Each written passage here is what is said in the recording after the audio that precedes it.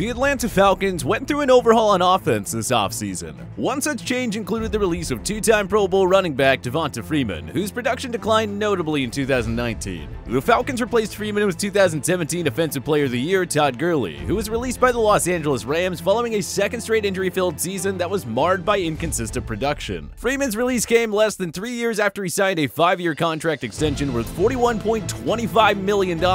He had 3 seasons remaining on the deal before being handed his walking papers, but that doesn't mean he's no longer a capable running back in the NFL. Sometimes a seemingly past his prime veteran just needs the right team and system to revive his career. Look what Adrian Peterson was able to do in Washington. Or how about Corey Dillon, who joined the Patriots as a 30-year-old back in 2004 and went off for 1,635 yards and 12 touchdowns. Freeman is only entering his age 28 season. Injuries limited him to 2 games in 2018, but his production in 2019 wasn't exactly awful. 656 rushing yards and 2 touchdowns isn't great by any means, but his struggles can be somewhat attributed to a porous offensive line that was ranked 24th overall by Pro Football Focus in 2019. Freeman was still a playmaker in the passing game with 59 catches for 410 yards and 3 touchdowns. Maybe he won't hit 1,000 yards again, but he can still push for 800 to 900 yards, and he can also add some juice in the pass catching department. All 32 clubs seem content with their running back depth charts, so the Houston Texans stand out as a team that would make sense for Freeman.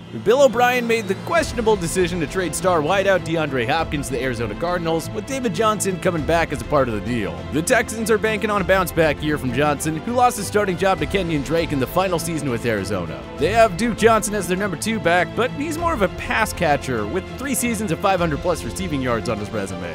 Houston can't assume that David Johnson will stay healthy and endure a bounce-back season. If he's not producing in the rushing game, you can't really turn to Duke because he's never been a lead back in the NFL. Signing Freeman would provide the Texans with a safe insurance option in case David Johnson gets hurt. And even when they're both healthy, they'd provide Houston with quite the 1-2 punch in the backfield.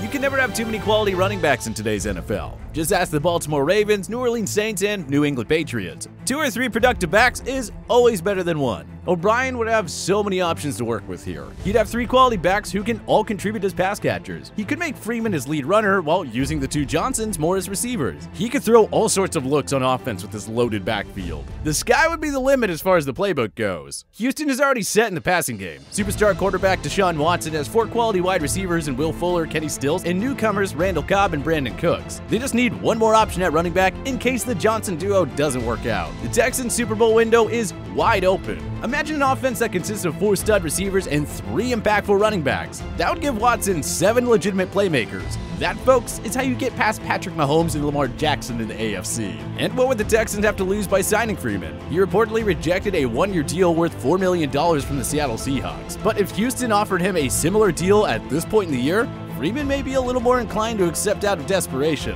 Freeman would be better off taking a 1-year deal anyway in hopes of resetting his market for 2021 free agency. Nobody's given him a multi-year deal at this point, so O'Brien should take advantage of the situation and just give Freeman an affordable 1-year deal. Lots of other running backs have flourished under O'Brien, including Lamar Miller and Carlos Hyde.